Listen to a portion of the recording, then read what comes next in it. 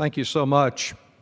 1 year ago, America chose to preclude an Iranian nuclear weapons program through diplomacy rather than war. What's happened in the 12 months since that momentous decision was made? The Iranians have given up 98% of their nuclear material. They have dismantled thousands of centrifuges. They filled the core of a major plutonium reactor with concrete. Even the chief of staff of the Israeli Defense Forces, the IDF, said, quote, "The deal has actually removed the most serious danger to Israel's existence for the foreseeable future and greatly reduced the threat over the long term." The promoters of these three bills are in a state of denial. They took every opportunity along the tortuous path of negotiations to try to block, obstruct, and interfere with those negotiations and leave us with only the choice of war and military action to stop the Iranians from a nuclear weapon. And so today, having denied for so long, they are still compelled to deny that diplomacy has worked in the last year.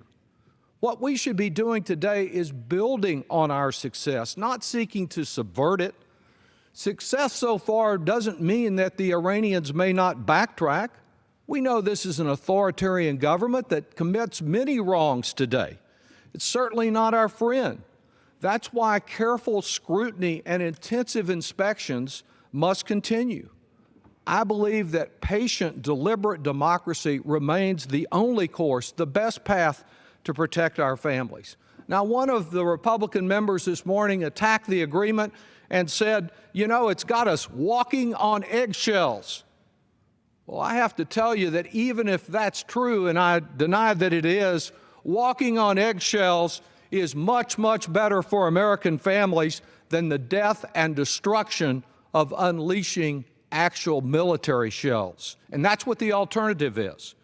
I believe that continuous, intrusive monitoring is the key to keeping our families safe and avoiding war.